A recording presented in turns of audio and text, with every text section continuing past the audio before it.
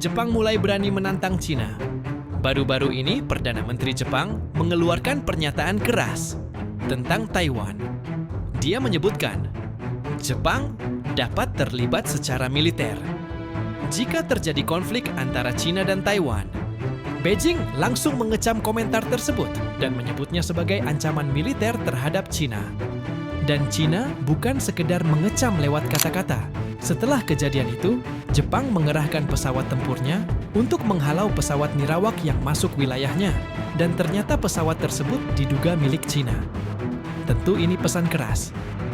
Cina sedang memperingatkan Jepang, jangan ikut campur.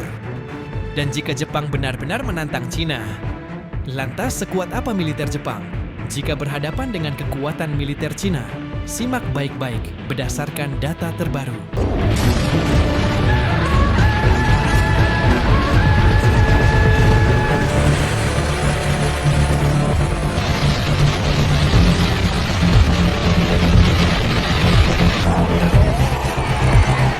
Pertama, kita mulai dari kekuatan udara. Siapa yang lebih kuat, Jepang atau Cina? Kenapa mulai dari sini? Karena insiden yang memicu ketegangan terbaru, drone Cina masuk dekat Pulau Yonaguni. Ini adalah pertarungan sensor dan pesawat tempur, bukan kapal atau rudal. Sekarang kita lihat, berdasarkan data terbaru dari World Directory of Modern Military Aircraft, atau disingkat WDMMA. Dari data yang dikeluarkan oleh mereka, kita bisa tahu dengan sangat jelas siapa yang unggul dalam kualitas, siapa yang unggul dalam jumlah, dan siapa yang sebenarnya siap tempur kalau situasi benar-benar meledak. Kita mulai dari kekuatan udara Jepang. Saat ini mereka memiliki sekitar 1.500 unit pesawat militer. Namun ini bukan hanya tentang jumlah, tapi Jepang juga punya satu kelebihan besar, kualitas dan akurasi. Dari 1.000 lebih itu, ada F-15J. Jet ini adalah tulang punggung JASDF. Versi Jepang sudah dimodernisasi dengan radar AESA baru, kemampuan multitarget, dan sistem peperangan elektronik yang sangat sensitif. Jet ini dirancang khusus untuk menghadapi ancaman, terutama Cina dan Rusia. Dan udara Jepang juga dikuatkan oleh pesawat tempur F-2A. Ini jet yang sering disepelekan, padahal kemampuan anti kapalnya menakutkan. Kalau konflik terjadi di dekat Taiwan atau Laut Cina Timur, pesawat tempur ini adalah salah satu aset paling berbahaya Jepang.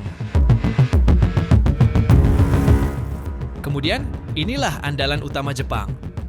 F-35A, andalan terbesar mereka. Ini adalah senjata pamungkas Jepang, generasi kelima, siluman, radar pasif paling canggih, kemampuan mendeteksi musuh sebelum terlihat di radar biasa. Dengan F-35A, membuat Jepang punya satu keunggulan kualitas yang menyeimbangi Cina. Dan ini terlihat jelas waktu drone Cina masuk dekat Yonaguni. Sistem radar dan deteksi Jepang langsung menangkapnya.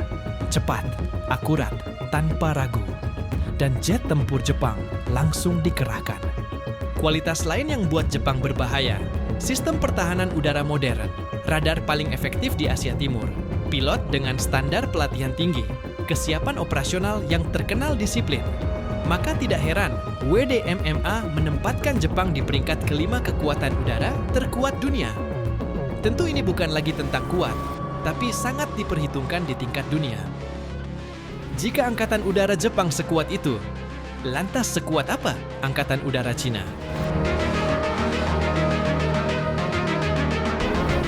Cina memiliki cerita lain. Mereka memiliki 3.000 lebih unit pesawat. Dengan ini Cina punya armada udara lebih dari 2 kali lipat Jepang. Maka dari sisi jumlah kekuatan udara, Cina lebih unggul daripada Jepang. Dan Cina bukan cuma unggul jumlah, mereka sedang mengejar kualitas dan teknologi dengan sangat agresif. Jika Jepang mengandalkan F-35, maka Cina memiliki J-20 Mighty Dragon.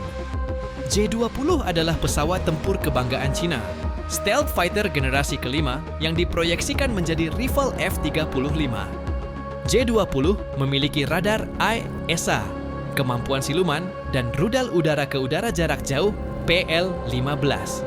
Dengan perlengkapan secanggih itu, J-20 sudah pasti menjadi kekuatan besar bagi Angkatan Udara Cina dan menjadi ancaman nyata bagi siapapun yang berani menantang mereka, baik itu Jepang atau siapapun itu. Dan Cina juga dikuatkan oleh pesawat tempur J-11 dan J-10. J-11 dan J-10 juga bukan pesawat biasa. Keduanya adalah jet kelas berat dan multiperan yang digunakan untuk penjagaan wilayah udara, patroli di Selat Taiwan, dan operasi jarak menengah. Kemudian, tidak berhenti di situ, mereka juga memiliki kekuatan udara dari Su-30 MKK buatan Rusia. Dan Su-30 ini bukan jet tempur sembarangan. Pesawat tersebut adalah jet serang jarak jauh yang bisa membawa rudal berat. Jika konflik terjadi dan eskalasi meningkat, dengan ini sudah sangat pasti Su-30 MKK bisa menjadi ancaman bagi kapal dan pangkalan udara baik punya Jepang atau siapapun itu. Yang pasti Su-30 memiliki kekuatan yang tidak bisa diremehkan.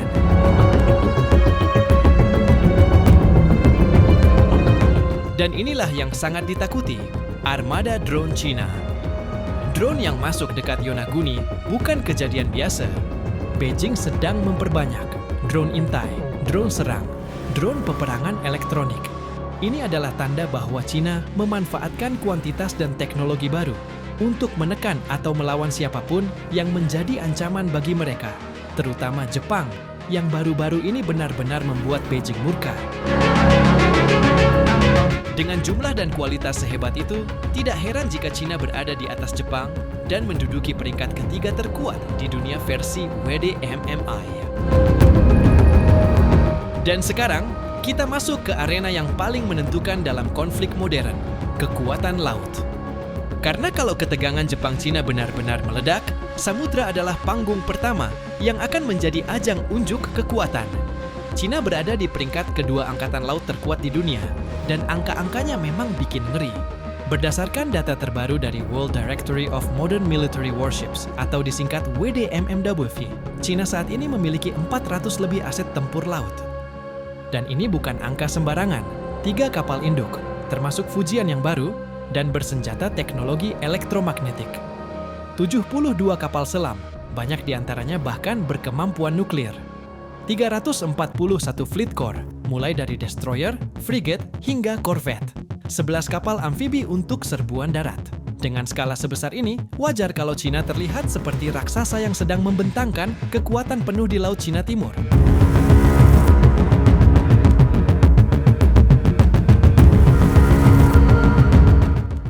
Sedangkan kekuatan Angkatan Laut Jepang juga tidak bisa dianggap remeh. Saat ini mereka memiliki sekitar 100 lebih aset tempur laut. Dari 100 lebih aset tersebut, Jepang memiliki 4 kapal induk, meskipun kategori helikopter carrier. Tapi 2 di antaranya, Izumo dan Kaga, sedang ditingkatkan supaya bisa mengoperasikan F-35B, jet tempur lepas landas vertikal. Dan mereka juga dikuatkan oleh 22 kapal selam. Dan para analis sepakat, kapal selam Jepang adalah salah satu yang paling senyap dan mematikan di dunia. Kemudian, Jepang juga memiliki 73 fleet core dengan teknologi deteksi canggih buatan Mitsubishi dan Kawasaki. Tidak berhenti di situ, mereka juga memiliki 3 kapal amfibi untuk mobilitas cepat. Dan dari semua sisi yang dinilai oleh WDMMW, Cina menduduki peringkat kedua angkatan laut, terkuat di dunia. Sedangkan Jepang, mereka berada di posisi ke-6 di tingkat dunia. Artinya apa? Cina menyimpan kekuatan laut lebih besar daripada Jepang. Sedangkan untuk kekuatan darat, jika kita menggunakan data dari Global Firepower, lagi-lagi Cina berada di atas puncak. Bukan hanya di atas Jepang, bahkan dari beberapa sisi yang dianalisis oleh Global Firepower. Seperti kekuatan tank, mereka menduduki peringkat nomor 1 terkuat di dunia. Mulai dari kekuatan udara, laut hingga darat. Kita bisa lihat siapa yang menyimpan kekuatan lebih besar.